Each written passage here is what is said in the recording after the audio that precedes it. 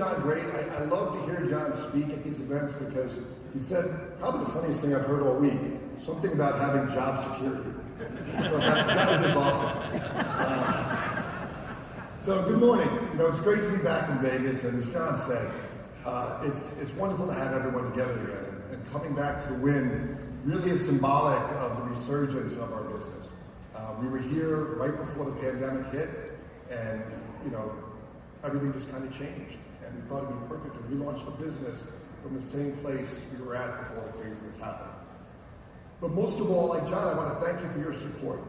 It's been a crazy 3 years. It's really been absolutely insane. And I can't say enough about how wonderful the dealer community, all of you, have been throughout it all. You've been so supportive of Sharp, you've been so supportive of our business, and so supportive of the industry.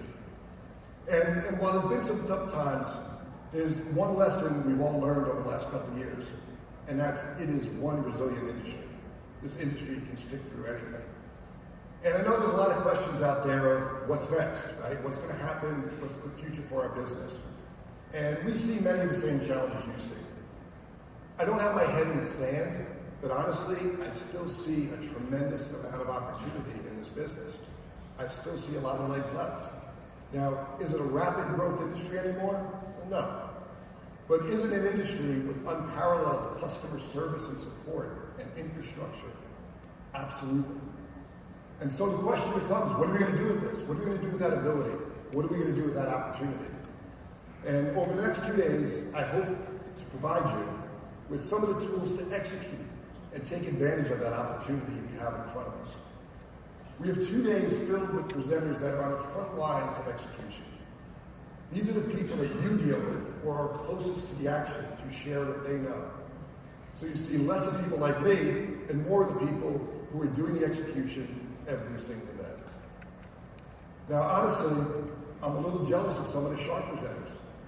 They actually put me on a little teleprompter today because they're afraid I'm going to slip on some of the things they want to talk about. We have some awesome announcements today.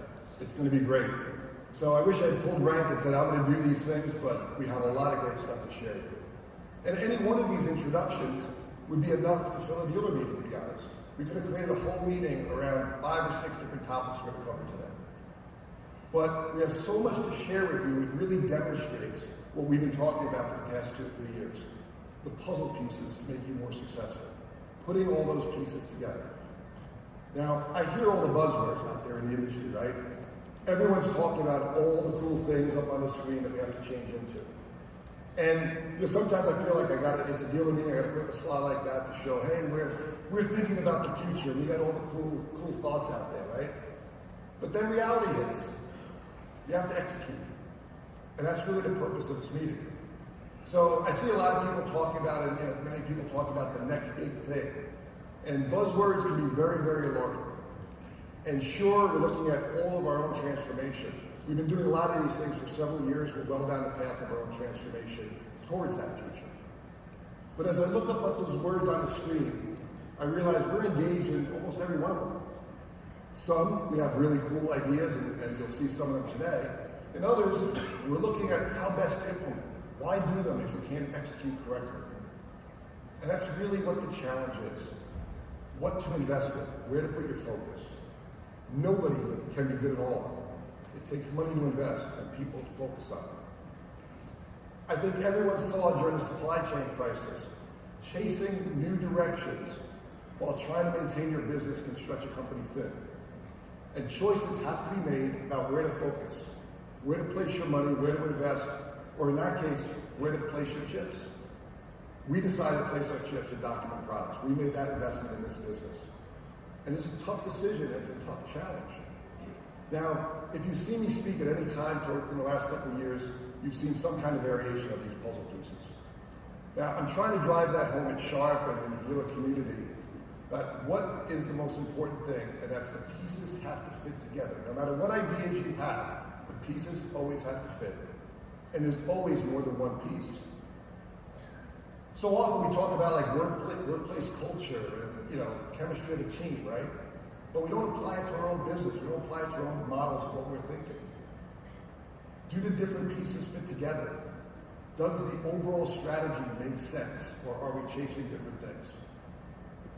Now, you always see sports teams try to build what they call a super team, right? They assemble some really talented athletes, but it just doesn't work together. It sounded great, but it just doesn't work together. The pieces don't fit. One piece didn't support the other, didn't build on the other. Now think of football. 20 years ago, football was a running game, right? It was all about the running backs. Now it's evolved into a passing game. Everything's changed, but the goal of football didn't change. The direction didn't change. What you were trying to accomplish didn't change. Just the tactics. So your actions change, right? Now you get that superstar quarterback, but then you need to surround them with people who can help them win, right? You need the rest of the pieces. And so what do teams do? This is interesting, right? They go out and they hire a great left tackle, the so-called protecting the blind side, right? 25 years ago, no one knew who the left tackle on a football team was. Now it's one of your highest paid players. One can't succeed without the other. You got to put it all together. But then, of course, you get some great receivers, you get some good running backs, that diversity in your offense. But it's all about putting those pieces together and making those tough choices and building around a core strength, a core ability that you're about. So it also means prioritizing what's important to you.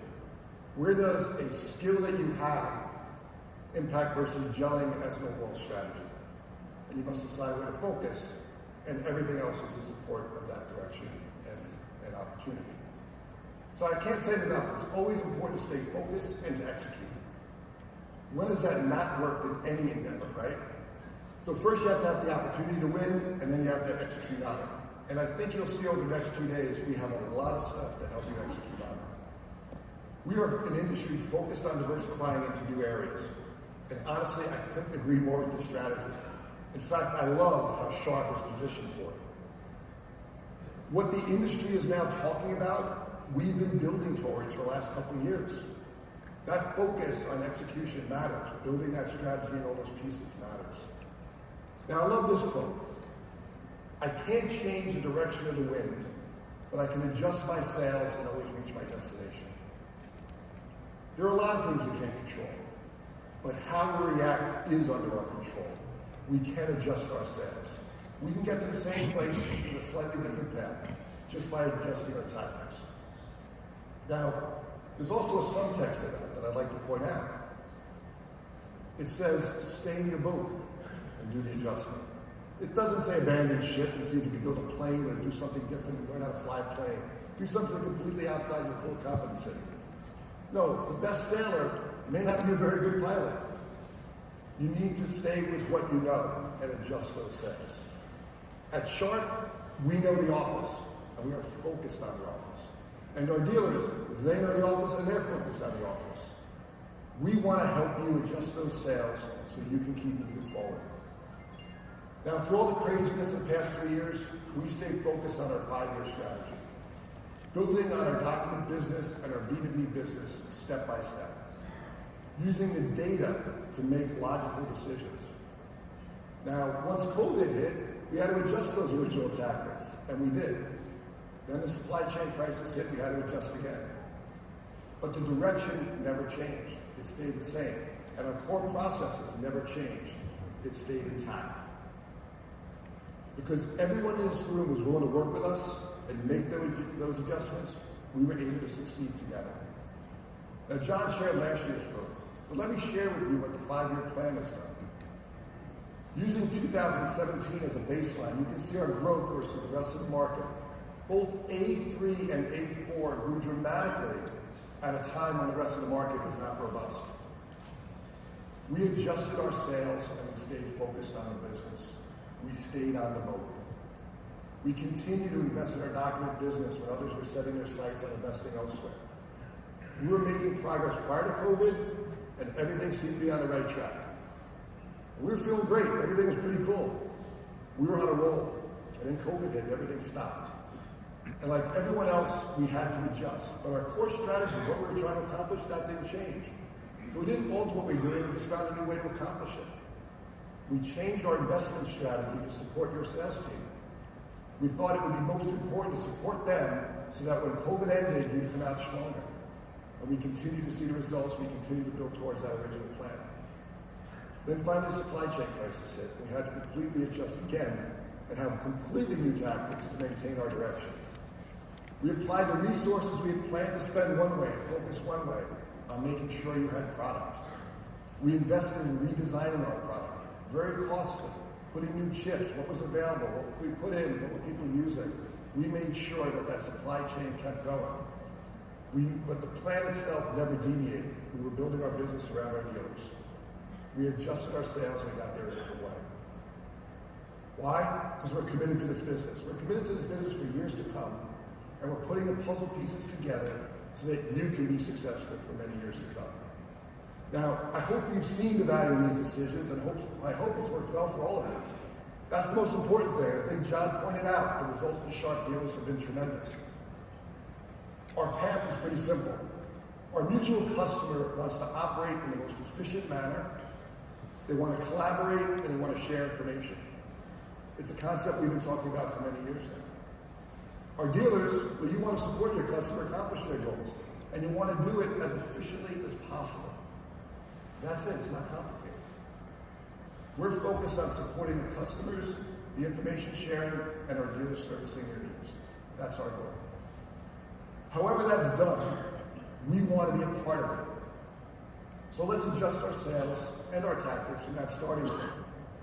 Let's make those changes and leveraging our core competencies. And at the same time, we're aware of all the cool new technologies on the horizon, right? We see what we see. When I say we want to facilitate the sharing of information, I can't ignore the generative AI, right? It's the biggest buzzword of them all. It's going to be a game changer in the business and probably our lifestyle. It's the king of all buzzwords. So who hasn't played with ChatGPT so far, right? Pretty cool. It actually passed the bar exam. Think about that. An AI passed the bar exam. It writes college papers until you get caught. It writes high school papers, right? It's a really slick and transformative technology. And everyone in our space is saying they're going to get into AI.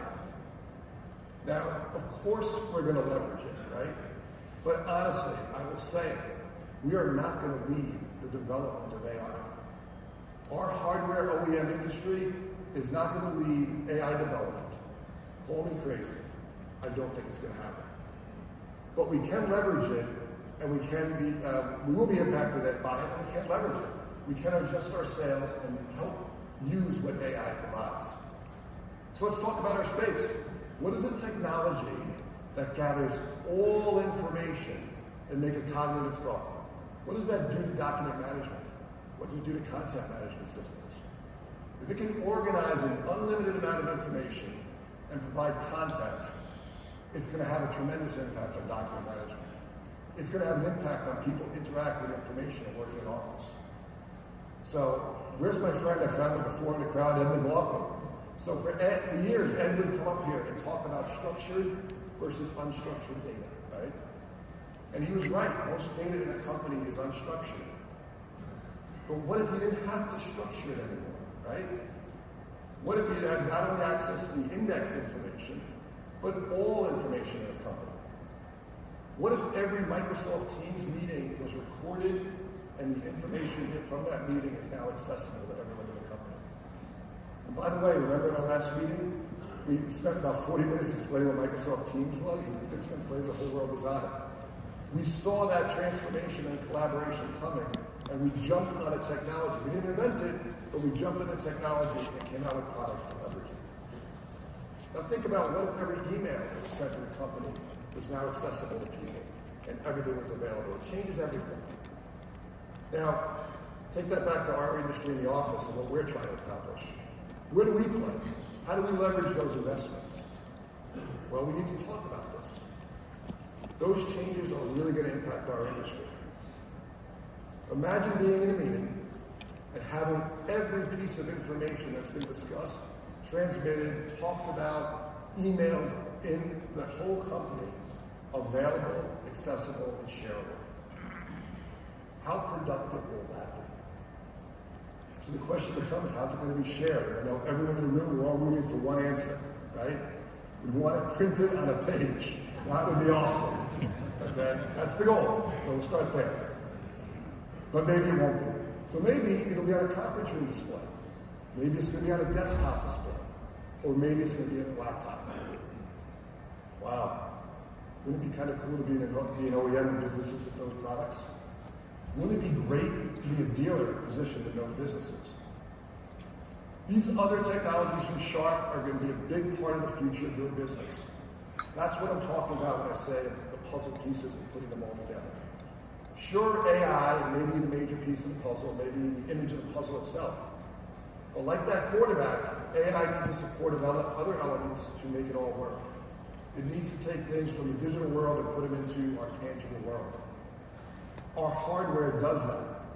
It can be a valuable piece of your customer offering as they adapt to that change. So no, a hardware manufacturer is not going to drive the development of AI software, but we are going to be able to leverage it. We're going to leverage it where needed, and you as a dealer, you don't need to understand everything about how AI works, but you can sell the tools that maximize it.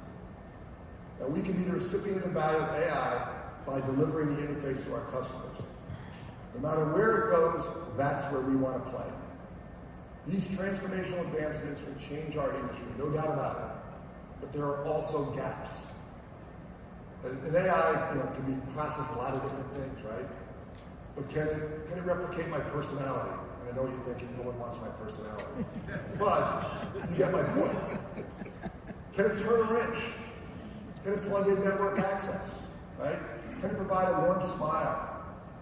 Our service, our customer support is a secret sauce in this industry.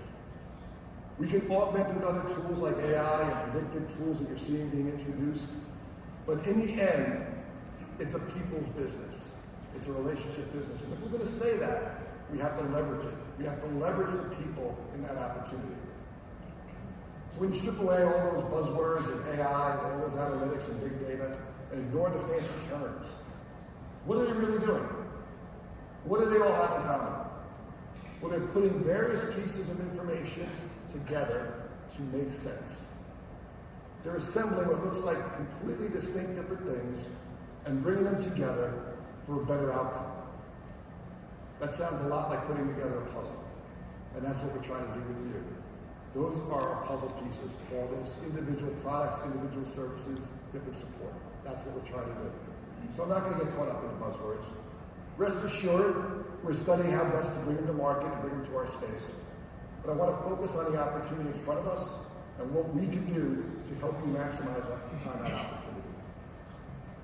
We want to focus on where we can help you execute. And most importantly, where we can help you execute well. Now, we realize real change is coming. Remote work is here to stay. It's just kind of a variation of degrees of how it's going to work. But the need to diversify is absolutely here to stay. The question is just how. And new technologies will emerge and alter that landscape of how they can impact our business and our industry. And we have a vision, but we also need to reflect on where the dealer community is going. We also see the ways the dealers in the industry are changing and reacting to the changes around them. And if we're going to be true partners, then our plan has to align with your plan. We have a strategy, but we're not too cocky to believe that you must adapt to us. We also need to adapt to you. And honestly, I see things falling into three strategies amongst the dealer community. There's those of you that are pure document management, focusing on pages. There's those of you that are focused on a network NPS type strategy and leveraging how to do that remote support. And then there's a comprehensive tech type company that's bringing all the technology together. And I can stand here for a half hour and talk about the benefits of each. They all work if you execute well. I see that every day. A document-only dealer in document management, if other people lose focus on the business and you can grab more of their clicks, you can continue to grow by taking share. In MPS, with remote work and hybrid and A4 developments, companies' interest in cost management and staff management, you can continue to grow that business.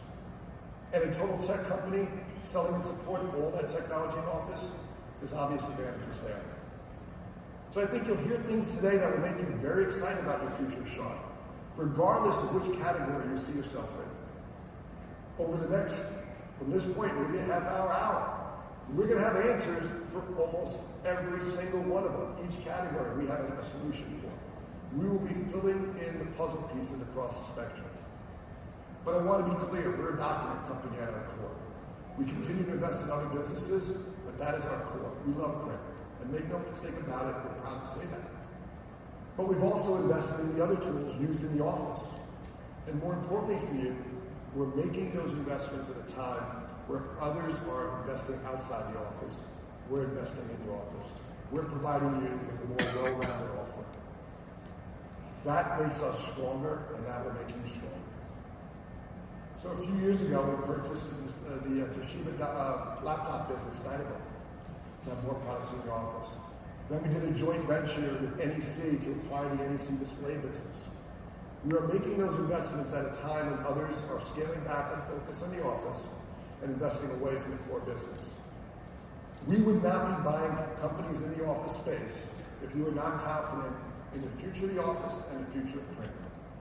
We're filling the office with the other technologies that make communication of information easier to do.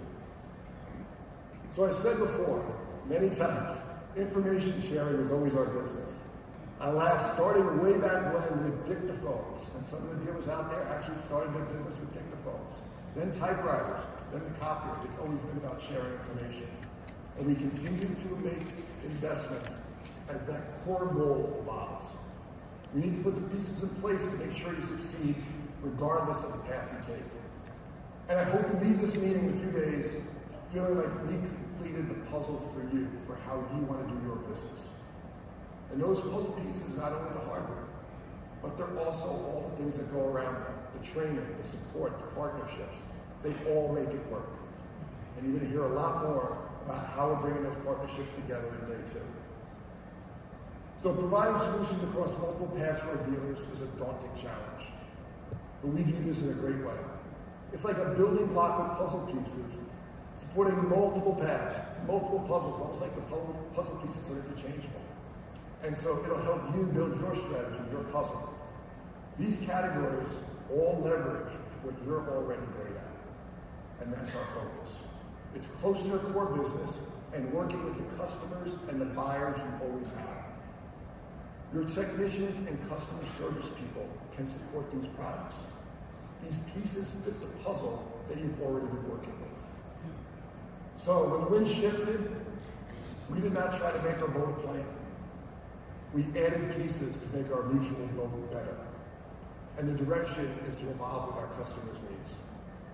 So I think of the market in terms of how technologically complex things are, how mission critical things are. And if you see me speak over the last couple of years, you also see this chart. Now you remember a few dealer meetings ago, Dr. Shabani, right, jumped the curve? Well, of course we invited him because we believed in that strategy. And we're nothing if not consistent. We brought him in to speak because he demonstrated what we saw as the potential for all of us. And we believe in this. We built our strategy around it. We're not scattered in what we're trying to do. We want to move up that value chain. And I think every one of you understands that the print side of the business can be described as, say, let's technologically advance, let's say servers or cloud computing or network security, and that's okay. And while a copier going down is a major inconvenience and you don't want that phone call, it's not going to shut a company down. So moving from that lower left to the upper right is a daunting goal. And we're trying to move along that curve. In some cases, we're trying to go from print management all the way up to security. Honestly, it's doable. Our techs are really advanced. But sometimes the customer views that as a stretch. And our goal is to help you work your way up that path. Work your way with products such as laptops and displays and conference room displays. And tomorrow you'll hear more about how we partnered with people to help you get software and deploy software to your customers. Moving along that value chain. And Shane will explain how we intend to link it all together so that the lower left and the upper right, coming from the same vendor, you, makes total sense to the IT manager.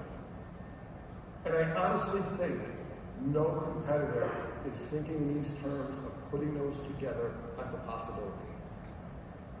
We are focused on execution. We want to provide you with the products along that curve so you can execute anywhere in that path.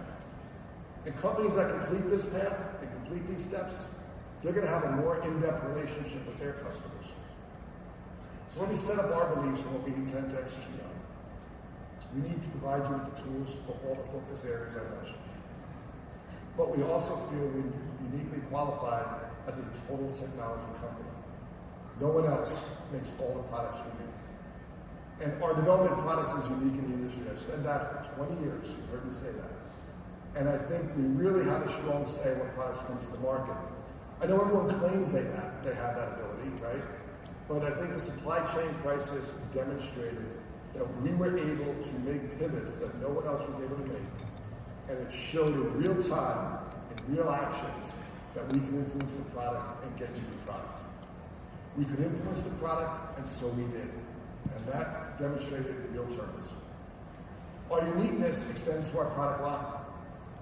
Our products allow you to provide your customers with customer-facing technology across all areas of their office, schools, etc. Wherever you're supporting people, we can play there. But I said earlier, our service is what separates us. How do we make it easier? How do we manage it better? What tools can we deliver that make it easier for your service team to support your customer? Now, as a manufacturer of product, we can excel at managing devices. We can make it easier for your customers and you to control the products across all categories. And tools like Synapse will continue to evolve and improve to make it more efficient. I encourage everybody to embrace them. Also, adding products to your portfolio is going to matter. Dealers who have embraced this are excelling. Now, I had an opportunity to talk to a large, executive running a large dealer group in our industry. And since I didn't ask for his permission, I'm going to have to paraphrase it. But he said something very interesting to me. He said, we're in the security business. And I just met him. I said, I didn't realize you're in security. He said, no. He said, what he meant was, we provide security that our products will work and that the technology will perform. So in a larger sense, what he said is, we provide job security to the decision maker who chose us. That's an interesting way to think about things. So imagine approaching a satisfied customer with other technology that plays right into the most important decision element they have, personal fear, right? The confidence in your ability to deliver those products eliminates those fears. It gives them the ability to go with you for other technology. You need to leverage that. Now, for those of you who have made that leap, it's working. Here's some real-life data looking back on the year before the pandemic and what we saw since then. The red line shows the dealers who have embraced other categories, their growth. They've significantly outperformed those who have not. Those who developed other products, they grew. On average, those who didn't augment their product line and stayed with print, they followed the trend of the document business. These are the sharp dealers, these are the business with us. But you see that huge gap. Now let's look inside deeper and why that is. How do you draw the connection between the two, and does it really matter? Well, honestly, the data says it does. And no matter how we slice and dice it, we come out with the same conclusions. Being able to sell more product to your customer grabs more customers, grabs more attention. It gets traction with customers who are growing versus those who are cutting back. It creates a different conversation with the IT manager or purchasing manager. And they're always looking to cut suppliers, right? And consolidate suppliers. You can consolidate it under you. And we are seeing the same type of results in our branches. And we'll even share what we're doing tomorrow in our branches in this category. And I will say, no other manufacturer will bring up their branch people and share what the strategy is. We're going to do that. Our goal is to support you regardless of where you are on that diversification path. Or honestly, if you want to go down that path at all. You're going to see products that solve both. Over the next 2 days, we hope to demonstrate to you our commitment to you and to the market in general. And my hope is that you will see a company that knows what it wants to do, knows how to do it, and has a plan to execute it. You'll see a company that's not only filling in pieces of its document plan, but also pieces in a larger picture of what the market desires, a complete technology solution. Now, as I said before, many of those pieces would have been a great meeting all by themselves. But together, I think you're going to see one of the most comprehensive offerings from any OEM. So I look forward to a great meeting and hearing all your feedback over the next 2 days. Now next, it's my honor to introduce our next speaker. And many of you have known him for many years. He's been a key part of the success of Sika during his many rotations here in the US. When I first met Ted Kalmara, almost, 20 years ago, I was running marketing and he reprimanded me for inflating my marketing budget. Now, he reprimands me almost monthly about not inflating my sales number. So, I really think that Ted is the perfect person for the role he's in. He's now in charge of running all of the B2B businesses for Sharp Corporation globally. It's a huge responsibility, but certainly something he's well suited for. And I think I speak on everyone in the Seeker organization how proud we are to see Ted in this role, and we know there's no better person that can do it.